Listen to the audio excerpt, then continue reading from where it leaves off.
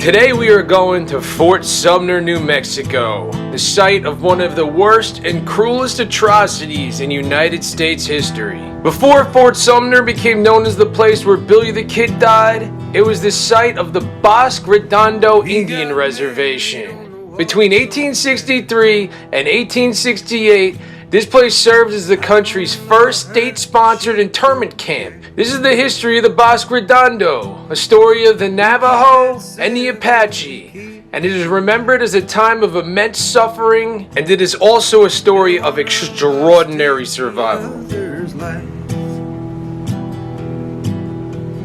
ain't no moonlight, there ain't no wind. Down that hole headed toward the end. During the Civil War, us here on the East Coast were fighting about what it meant to be a man and if that man should be in chains. But out west, they were trying to tame the frontier. An old brigadier named General James H. Carleton was put in charge of the New Mexico territory. His mission was to end Native American raids on settlers and open up the West for expansion. He conceived an experiment in social engineering, forcibly relocate entire indigenous populations to a remote, barren outpost on the Pecos River, stripped them of their culture, and forced them all to become Christian farmers. And to execute this brilliant plan, Carleton enlisted the famous Colonel Kit Carson. Carson waged a brutal scorched earth campaign against the Navajo and Apache, burned their crops, cut down their ancestral fruit orchards, killed their livestock, and forced them into starvation until they had no choice but to surrender. And so we get to the Long Walk. The first to be subdued were the Mescalero Apache in 1863, followed shortly by the Navajo. What came to be known as the Long Walk by the Navajo, over 10,000 people were forced to march between 350 to 450 miles on foot across New Mexico to Fort Sumner. They walked 15 miles a day through freezing winters and blazing summer heat. Anyone who fell behind because of exhaustion or pregnancy was shot by the U.S. Army, and hundreds of people died on this journey. And all the while, slave traders were kidnapping women and children along the way. And then after this march, they got to the place of suffering. The military was completely unprepared for the sheer volume of prisoners. They planned for only 5,000, but almost 10,000 showed up. And the conditions at Bosque Redondo were humanitarian disasters. The Apache and Navajo never liked each other, and here they were now, forced to live in a camp together. The army rations were meager and entirely foreign to the tribes. They grew sick from eating the raw flour, yeast, and green coffee beans they did not know how to cook. And that local Pecos River is heavy and alkaline and brackish. So you start drinking that, you're going to get severe intestinal disease in no time. There was also no timber out there, so in the winter they had to dig holes in the ground to try and survive the freezing cold. The farming experiment that James H. Carleton originally conceived of was a total disaster. The river flooded, the soil was poor, insects destroyed the crops, and in 1865, all the Apaches managed to escape.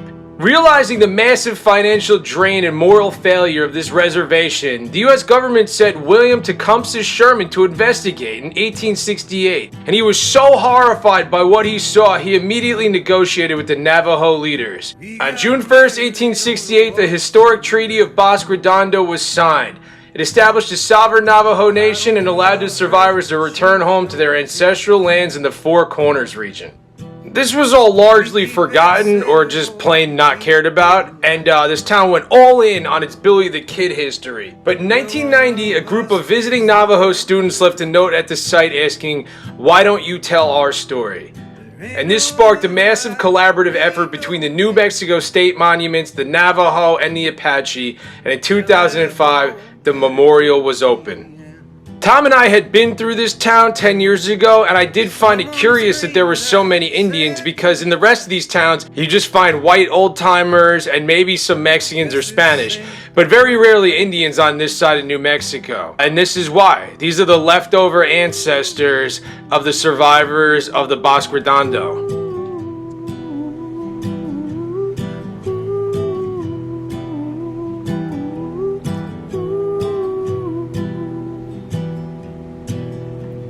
shaved my head and I cut my teeth. At the funeral pyre where they buried me, I sang a song with a ghost I knew. One positive in all this cruelty is that these Navajo and Apaches could not grow their sacred blue corn, beans, or squash in the barren alkaline soil. So while they were starving, the U.S. Army handed them rations of white flour, processed lard, salt, and sugar. And they mixed all this up, dropped it in a frying pan with oil, and they made Navajo flatbread, which is some of the tastiest bread you've ever had. And a few geniuses put taco toppings on top of it, and alas, we have Navajo tacos, which are delicious. And here we are about to eat some of the best there are at Sadie's Restaurant here in Fort Sumner, New Mexico. Sadie's, baby. Where it's at. Navajo flatbread.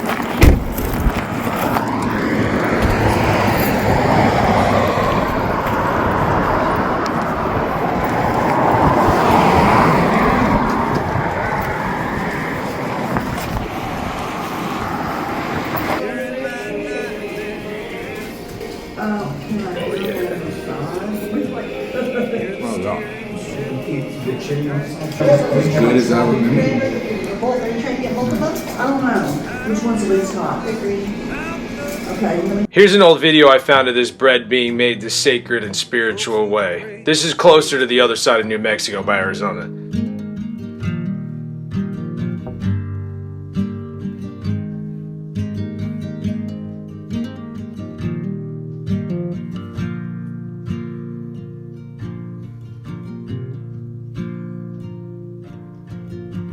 I ran out of excuses, so I made a choice.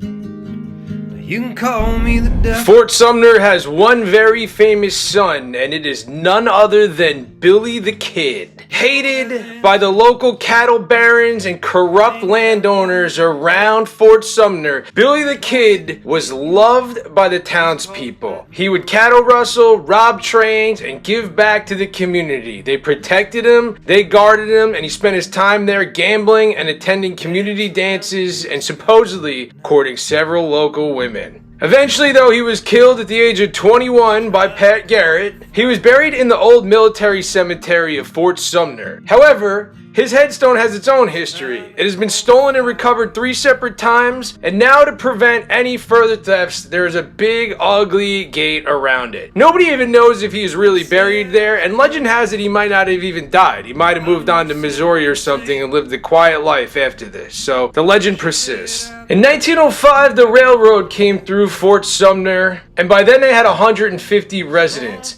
With the help of the Pecos River and new irrigation projects, Fort Sumner became a thriving oasis out in the high desert.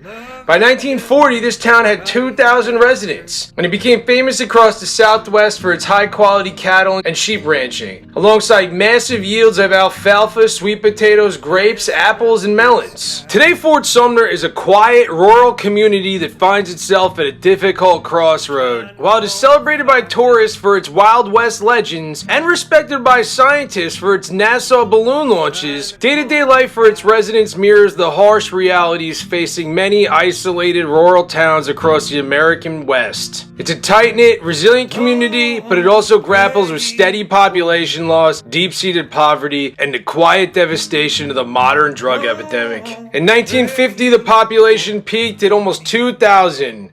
And today it stands at almost 900. Despite these heavy socioeconomic burdens, Fort Sumner is far from a ghost town. It is a place of quiet, slow-paced survival, where neighbors still rely heavily on one another to get by, and that's a lesson we can all use as Americans as we sink deeper into our phones and our isolated pods. We should remember what it was like to know our neighbors and go say hi every once in a while. Alright, we're off to Yeso, New Mexico. Wait till you see this place. Vio con Dios, baby. Just trying to calm the fire down. How about those Navajo tacos, huh? Those were tasty. Alright, I know you enjoyed Fort Sumner. I know you love reading books so much. Here's Rainbow Road by yours truly, Scott Laudati. The reviews are coming in. Everybody loves it. These poems are about Indian treaties being burned, touring in the backseat of dirty cars, sleeping on cat piss couches, and reading poems from New Jersey to California. Come on. Trust your boy. I know you're going to love it. It's linked down below. $10.99. All right, we're going to Yeso, New Mexico next time, baby. Wait till you see this place. But buy the book so we can afford to get some gas to go back there. All right, I love you. Peace. Mwah.